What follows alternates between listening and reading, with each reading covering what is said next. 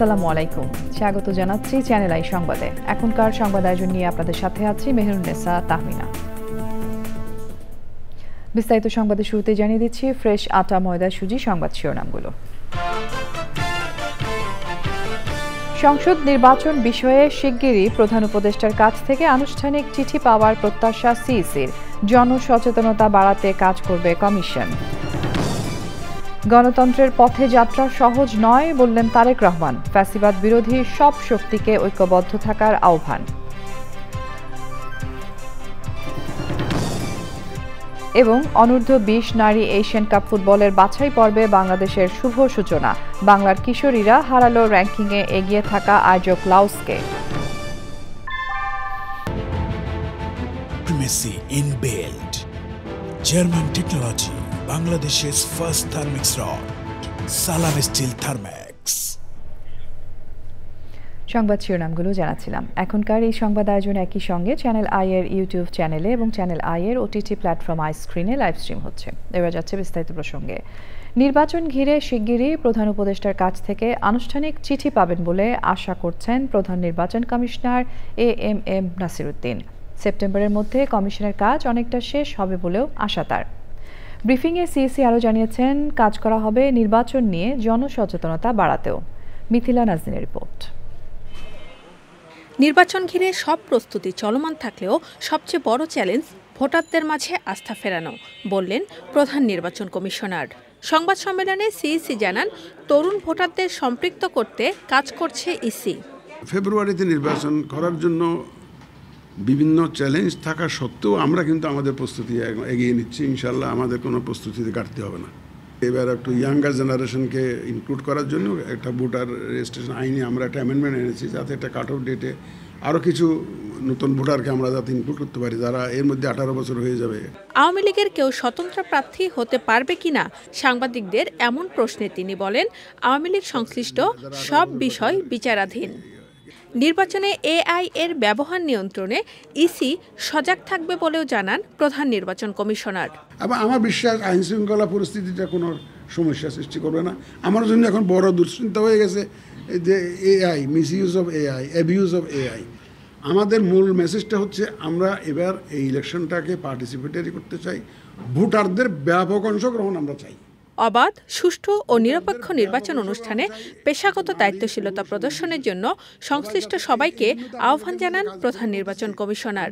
নির্বাচনের সময় সাংবাদিকদের জন্য নীতিমালা কী হবে তা নিয়ে ইসি বরাবর স্মারকলিপি পেশ করেন নির্বাচন কমিশন বিটের সাংবাদিকরা।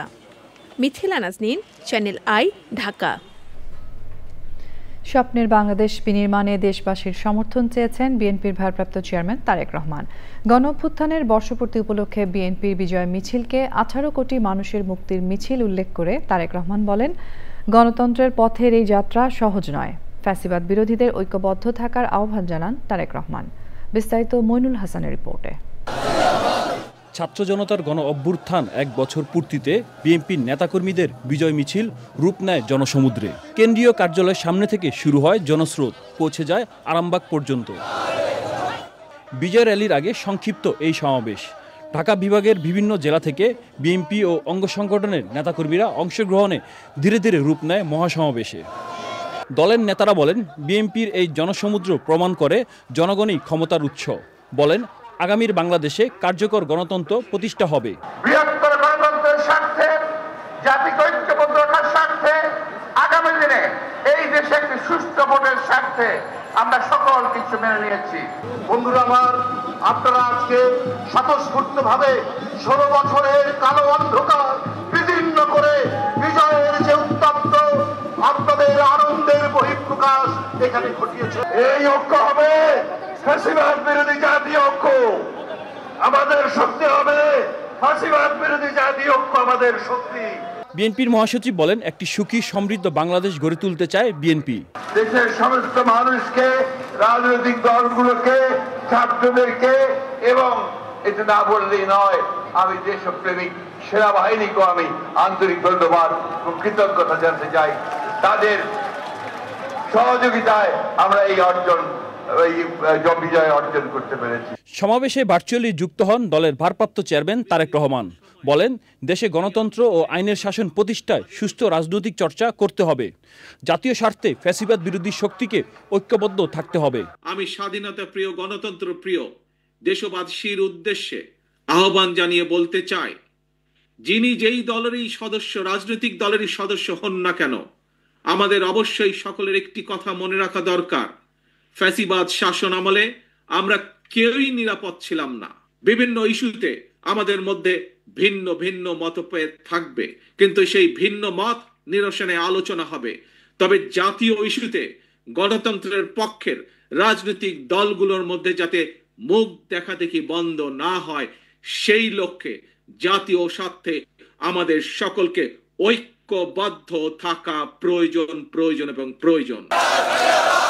পরে বিএনপির বিজয় মিছিল উদ্বোধন করেন তারেক রহমান। মিছিল নয়াপল্টন থেকে শুরু করে শাহবাগ পর্যন্ত গিয়ে শেষ হয়। Monirul Hasan, channel I, Dhaka. প্রধান উপদেষ্টার ঘোষণাকে অপূর্ণাঙ্গ বিবৃতি আখ্যা দিয়ে জামায়াতে ইসলামী বলেছে, এতে জন আকাঙ্ক্ষার প্রতিফলন ঘটেনি। তবে জুলাই ঘোষণাপত্রে হতাশ হলেও নির্বাচনের ঘোষণায় ইতিবাচক জামায়াত। রাজধানীর মগবাজারে সংবাদ সম্মেলনে দলের নায়েবে আমির ডাক্তার আব্দুল্লাহ মোহাম্মদ তাহের বলেন, জুলাই সনদের ভিত্তিতে আগামী জাতীয় নির্বাচন হতে হবে। আক্তার হোসেনের রিপোর্ট। অন্তর্বর্তী সরকারের প্রধান উপদেষ্টা ডক্টর মোহাম্মদ ইউনূসের জুলাই ঘোষণাপত্রের আনুষ্ঠানিক প্রতিক্রিয়া জানাতে জামায়াত ইসলামীর সংবাদ সম্মেলন। দলের নায়েবে আমির ডাক্তার আব্দুল্লাহ মোহাম্মদ তাহের অভিযোগ করেন, বড় রাজনৈতিক দলগুলোর সঙ্গে আলোচনা না করেই জুলাই ঘোষণাপত্র দেওয়া হয়েছে। ঘোষণায় জুলাই অভ্যুত্থানের গুরুত্বপূর্ণ অনেক বিষয়কে পাশ কাটানো হয়েছে দাবি করে তিনি বলেন, জনপ্রত্যাশা পূরণ না হয় দেশের ভবিষ্যৎ নিয়ে উদ্বেগ ও উৎকণ্ঠা তৈরি হয়েছে। বাংলাদেশের আপামর জনসাধারণ জুলাই জাতীয় ঘোষণাপত্রকে কেন্দ্র করে যে প্রত্যাশা নিয়ে অপেক্ষা করেছিল, তা পূরণ না হয় জনগণের মাঝে দেশের ভবিষ্যৎ নিয়ে উদ্বেগ ও উৎকণ্ঠা তৈরি হয়েছে। শহীদ ও আহতদের পরিবার সহ জুলাই যোদ্ধাদের মাঝে নতুনভাবে উৎকণ্ঠা পরিলক্ষিত হচ্ছে। ঐকমত্য কমিশনের মাধ্যমে জুলাই জাতীয় সনদ প্রণয়ন ও বাস্তবায়নের রূপরেখা কী হবে তা জাতির কাছে অস্পষ্ট। নির্বাচনের আগে প্রশাসনিক সংস্কার ও লেভেল প্লেইং ফিল্ড নিশ্চিতেরও দাবি দলটির। সুষ্ঠু, নিরপেক্ষ, গ্রহণযোগ্য নির্বাচনের লক্ষ্যে রাজনৈতিক দলগুলোর জন্য লেভেল প্লেইং ফিল্ড তৈরি করতে হবে। এর সাথে সংশ্লিষ্ট সকল বাহিনী ও সংস্থাকে কার্যকর ভূমিকা নিশ্চিত করতে হবে। সরকার ও প্রশাসনের মধ্যে স্বৈরাচারের দোষদের মুক্ত করতে হবে। নির্বাচন কমিশন সহ প্রশাসনের সকল স্তরে নিরপেক্ষতা নিশ্চিত করতে হবে। সংলাপ, ঐক্য এবং রাজনৈতিক সমঝোতা ছাড়া সংকট উত্তরণ সম্ভব নয় বলেও মনে করে জামায়াত। Akhtar Hossain, channel I, Dhaka. July আগস্টে গণ অভ্যুত্থানের সময় ব্যাপক হত্যাকাণ্ড সহ মানবতাবিরোধী অপরাধের মামলায় শেখ হাসিনা সহ ৩ জনের বিরুদ্ধে আরও 2 জন সাক্ষ্য দিয়েছেন। মামলার চতুর্থ সাক্ষী রোকেয়া বিশ্ববিদ্যালয়ের শিক্ষার্থী রিনা মুর্মু দাবি করেন, পুলিশের গুলিতেই আবু সাইদ নিহত হয়েছেন, যা তিনি নিজে দেখেছেন। পঞ্চম সাক্ষী হিসেবে সাক্ষ্য দেন একটি বেসরকারি টেলিভিশনের রংপুরের প্রতিনিধি AKM মইনুল হক। তিনি বলেন, পুলিশ যখন আবু সাইদকে গুলি করছিলেন তখন তিনি ওই ঘটনা সরাসরি সম্প্রচার করেছেন। পরে প্রচারিত ভিডিও প্রদর্শন করা হয় ট্রাইব্যুনালে। সাক্ষীদের সাক্ষ্য গ্রহণ শেষে তাদের জেরা করেন স্টেট ডিফেন্স আইনজীবী আমির হোসেন। পরবর্তী সাক্ষ্য গ্রহণের দিন 17 আগস্ট ঠিক করেছেন ট্রাইব্যুনাল। এর আগে কারাগারে থাকা একমাত্র আসামি সাবেক আইজিপি চৌধুরী আবদুল্লাহ আল মামুনকে ট্রাইব্যুনালে হাজির করা হয়।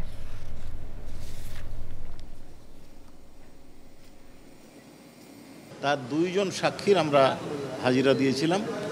একজনের নাম হচ্ছে রিনা মুর্মু, তিনি ঘটনার প্রত্যক্ষদর্শী। অপর একজন হচ্ছেন NTVর সাংবাদিক মইনুল হক সাহেব। উনি আবু সাইদের যে হত্যাকাণ্ড, জুলাই বিপ্লবের প্রথম শহীদ, সেই হত্যাকাণ্ডের সরাসরি সম্প্রচার লাইভ টিভিতে হয়েছিলেন, তিনি তার বর্ণনাকারী। রিনা মুর্মু এই ঘটনায় আসামি হিসাবে বা দায়ী হিসাবে শেখ হাসিনা, বিশ্ববিদ্যালয় কর্তৃপক্ষ এবং পুলিশ প্রশাসনকে দায়ী করেছে। গণমাধ্যমের স্বাধীনতা বিষয়ক এক আলোচনায় সংবিধান সংস্কার কমিশনের প্রধান ডক্টর আলী রিয়াজ বলেছেন, আয়নার সামনে দাঁড়িয়ে দেশের সাংবাদিকদের প্রশ্ন করা উচিত, তারা কি সাংবাদিক নাকি রাজনীতিক। আলোচনায় মানবজমিন পত্রিকার প্রধান সম্পাদক মতিউর রহমান চৌধুরী বলেন, পক্ষে বললে ঠিক আছে, বিপক্ষে গেলেই মব সন্ত্রাসের শিকার হতে হবে, সেই ভয়মুক্ত হতে পারেনি এখনও সাংবাদিকরা। গণমাধ্যম সংস্কার কমিশনের কার্যক্রমকে লজ্জাজনক আখ্যায়িত করেন বাসসের ব্যবস্থাপনা পরিচালক। রিজভি নিয়াজের রিপোর্ট।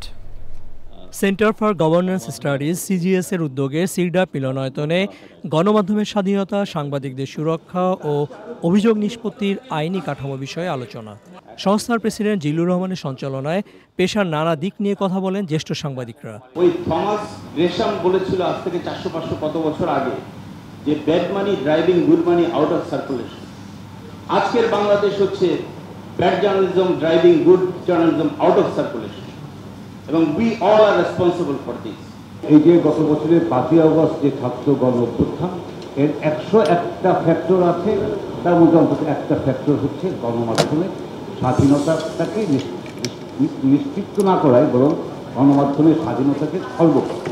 টিআইবি বলেছে মিডিয়া স্বাধীন হবে বলে আশা করা গিয়েছিল, এরকম একটা পরিস্থিতি তৈরি হবে এই গণ অভ্যুত্থানের পরে, কিন্তু আনফরচুনেটলি সেটা হয় নাই। রাষ্ট্রীয় পৃষ্ঠপোষকতায় সাংবাদিকদের চাপে রাখা নিয়ে ভিন্ন ভিন্ন মত দেন আলোচকরা। যে আমি তখন ভারত সরকারের সাথে যে চুক্তিগুলো হয়েছিল সেই চুক্তিগুলো নিয়ে অ্যানালিটিক্যাল কথা বলছিলাম, অনেক বেশি প্রশ্ন তুলছিলাম। প্রশ্ন তোলার অপরাধেই কিন্তু শুধুমাত্র আমার মুখ বন্ধ করে দেওয়া হয়েছে। চাপ তো আসবেই, সরকার কি চাপ ছাড়া থাকবে? পৃথিবীর এমন কোন দেশে সাংবাদিকতা আছে কিনা যেখানে চাপ নেই? চাপ আছে, কিন্তু এই চাপ তৈরি করেছে আমরা নিজেরা। আমার ভয় এবং আশঙ্কা, রাজনৈতিক সরকার আসলে পরিস্থিতিরা, এখন যে পরিস্থিতি, এখন তো অনেকটা বেহেশতের পরিস্থিতি আছে, সেটা পাল্টে যাবে, দ্রুত পাল্টে যাবে। আমার মতে গণমাধ্যম সংস্কার কমিশন যেটা হয়েছে, এটা আমাদের জন্য খুবই লজ্জাজনক একটা ব্যাপার হয়েছে, এবং এই প্রস্তাবগুলো সরকার যে বাস্তবায়ন করছে না, সেটা খুবই অভিনন্দনযোগ্য একটা ব্যাপার। নিজেদের দায়বদ্ধতার কথা মনে করিয়ে দেন সাংবাদিকতা শিক্ষক ডক্টর আলী রিয়াজ। যতদিন পর্যন্ত আপনি সংবাদপত্রের মালিকের নাম ধরে চিনবেন, ততদিন পর্যন্ত সংবাদপত্রের স্বাধীনতা নিশ্চিত করা খুব দুর্বহ হবে, অসম্ভব না হলো। আলোচনায় আসা সুপারিশগুলো সরকারের সংশ্লিষ্ট মন্ত্রণালয়ে জমা দেবে CGS. Rizvina Waz, channel I, Dhaka. ঢাকায় নেদারল্যান্ডস দূতাবাসের বিদায়ী মিশন প্রধান আন্দ্রে কার্স্টেন্স অন্তর্বর্তী সরকারের প্রধান উপদেষ্টা অধ্যাপক মোহাম্মদ ইউনুসের সাথে বিদায়ী সাক্ষাৎ করেছেন। সাক্ষাৎকালে কার্স্টেন্স গত 1 বছরে বিশেষ করে পূর্ববর্তী শাসন ব্যবস্থার পতনের পর একটি ক্রান্তিকালীন সময়ের মধ্য দিয়ে বাংলাদেশকে পরিচালনা করার জন্য অধ্যাপক ইউনুসের নেতৃত্বের প্রশংসা করেন। রাষ্ট্রীয় অতিথি ভবন যমুনায় প্রধান উপদেষ্টার সঙ্গে সাক্ষাৎ করেন তিনি। মিশন প্রধান গণতান্ত্রিক সংস্কার এবং জাতীয় ঐক্য প্রতিষ্ঠায় ইউনুসের প্রচেষ্টার কথা তুলে ধরে বলেন, বাংলাদেশের মানুষ প্রফেসর ইউনুসকে মনে রাখবে। জুলাই ঘোষণাপত্রের প্রশংসা করেন কার্স্টেন্স। চলমান রোহিঙ্গা সংকট এবং সেপ্টেম্বরে অনুষ্ঠিত হতে যাওয়া এই ইস্যুতে আন্তর্জাতিক সম্মেলন নিয়ে আলোচনা করেন তারা। কার্স্টেন্স জুলাই বিপ্লব নিয়ে তার লেখা একটি গান প্রধান উপদেষ্টাকে শোনান। মেয়েদের অনূর্ধ্ব 20 এশিয়ান কাপ ফুটবলের বাছাইয়ে শুভ সূচনা করল বাংলাদেশ। নিজেদের প্রথম ম্যাচে স্বাগতিক লাওসকে 3-1 গোলে হারিয়েছে বাংলার মেয়েরা। লাল সবুজের পক্ষে জোড়া গোল করেন সাগরিকা। কদিন আগেই প্রথমবারের মতো এশিয়ান কাপে খেলার যোগ্যতা অর্জন করে বাংলাদেশ জাতীয় নারী ফুটবল দল। এবার ছোটদের পালা। লাওসের বিপক্ষে ম্যাচ দিয়ে শুরু হয় অনূর্ধ্ব 20 মেয়েদের এশিয়ান কাপ বাছাই। নিউ লাওস ন্যাশনাল স্টেডিয়ামে স্বাগতিকদের একরকম কোণঠাসা করেই রেখেছিল পিটার বাটলারের শিষ্যরা। প্রথমার্ধের 36 মিনিটে সাগরিকার গোলে লিড নেয় বাংলাদেশ। বিরতির পর 64 মিনিটে ব্যবধান দ্বিগুণ করেন মুনকি আক্তার। 86 মিনিটে ব্যবধান কমায় লাওস। যোগ করার সময় সাগরিকা দ্বিতীয় গোল করেন। আগামী 8ই আগস্ট নিজেদের দ্বিতীয় ম্যাচে পূর্ব তিমুরের বিপক্ষে মাঠে নামবে আফইদা খন্দকারের দল। সংবাদের এই পর্যায়ে আমরা নিচ্ছি একটা বিরতি, এবং বিরতির পর্যায়ে থাকছে পাকিস্তানে। স্বাগত জানাচ্ছি আরও একবার চ্যানেল আই সংবাদে। আমিন জুয়েলার্স আন্তর্জাতিক সংবাদ।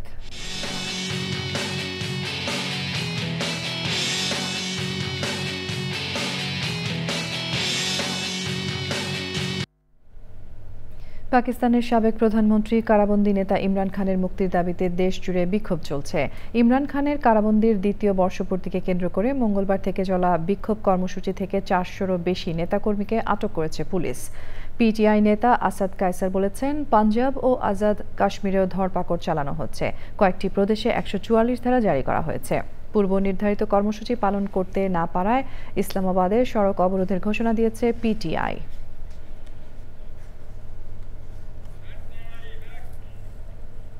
এক্সিম ব্যাংক বাণিজ্য সংবাদ।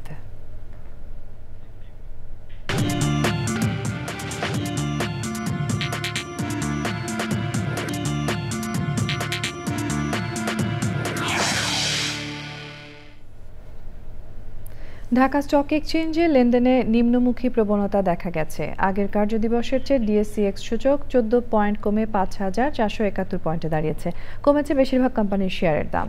হাতবদল হয়েছে ৬৪ কোম্পানির ৮৮৯ কোটি ৯৫ লাখ টাকার শেয়ার ও মিউচুয়াল ফান্ড, যা আগের কার্যদিবসের চেয়ে ২১ কোটি ৭৮ লাখ টাকা কম। এর মধ্যে দাম বেড়েছে ১৫৪টির, কমেছে ১৮৪টির এবং অপরিবর্তিত রয়েছে ৬২টি কোম্পানির শেয়ারের দাম।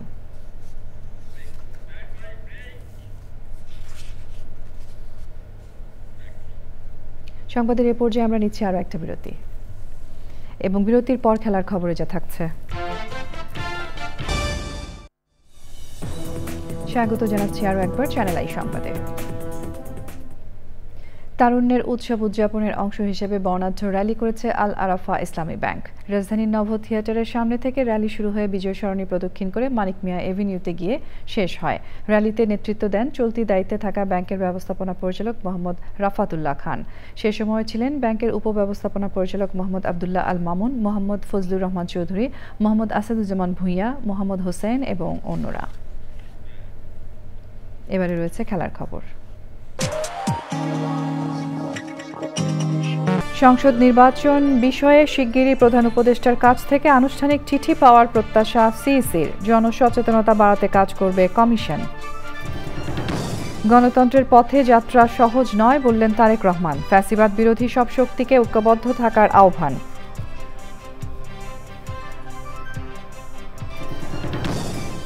এবং অনূর্ধ্ব-20 নারী এশিয়ান কাপ ফুটবলের বাছাই পর্বে বাংলাদেশের শুভ সূচনা। বাংলার কিশোরীরা হারালো র্যাঙ্কিংয়ে এগিয়ে থাকা আয়োজক লাওসকে। প্রিয় দর্শক, চ্যানেল আইয়ের সর্বশেষ সংবাদ জানতে ভিজিট করুন channeline.com-এ। যুক্ত থাকুন আমাদের সোশ্যাল মিডিয়া প্ল্যাটফর্মগুলোর সাথে। এরই সঙ্গে শেষ করছি এখনকার সংবাদ আয়োজন। ধন্যবাদ এতক্ষণ সঙ্গে থাকার জন্য।